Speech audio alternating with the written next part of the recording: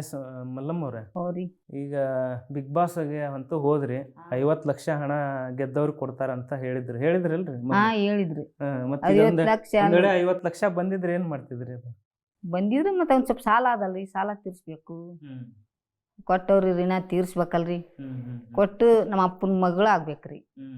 ಕುಡ್ಲಿಕ್ಕಂದ್ರ ಅವ್ರು ಇದಕ್ಕೆ ಆಗ್ಬಿಡ್ತೀವ್ರಿ ನಾವು. ಕೊಟ್ಟವ್ರ ಋಣ ಯಾವತ್ತೂ ಇಟ್ಕೋಬಾರ್ದು ಅಲ್ಲ. ಅದು ಒಂದು ನಮ್ದು ಧರ್ಮ. 5 ವಾರ ಈಗ ಮುಗಿಸಿ ಬಂದ್ರಿ, ಏನ್ ಬಿಗ್ ಬಾಸ್ ಇಂದ ಎಷ್ಟು ಬಂತು ನಿಮ್ಗೆ ಏನು ಅಂತ? ಬಂತ್ರಿ 1,50,000. ನಿಮ್ಗೆ ಅಲ್ಲೇ ಸ್ಟೇಜ್ ಮೇಲೆ ಕರೆದು ಸುದೀಪ್ ಅವರು ಮಾಡಿಕೊಟ್ರು ಅವ್ರು. ಏನ್ ಅನಿಸ್ತ್ರಿ? ಅಂದ್ರೆ ಖುಷಿ ಐತ್ರಿ. ಏನ್ ಬಂದೊಂದ್ 5 ವಾರದಾಗ ನಮ್ಗ ಇಂತಿಷ್ಟು ಕೊಟ್ರು ಬಿಗ್ ಬಾಸ್ರು, ಖುಷಿ ಐತ್ರಿ. 1.5 ಲಕ್ಷ ಅನ್ನೋದು ಈಗ ದೊಡ್ಡ ಅಮೌಂಟ್. ಅಂದ್ರೆ ನಿಮ್ಗೆ ಒಂದ್ ತಿಂಗಳ 1.5 ತಿಂಗಳಲ್ಲಿ ಇಷ್ಟು ಬರೋದಂತಂದಾಗ ಅಲ್ವಾ? ಖುಷಿ ಆಯ್ತ್ರಿ. ಅಲ್ಲಿ ಇದ್ದಿದ್ದಕ್ಕ ಖುಷಿ ಆಯ್ತು.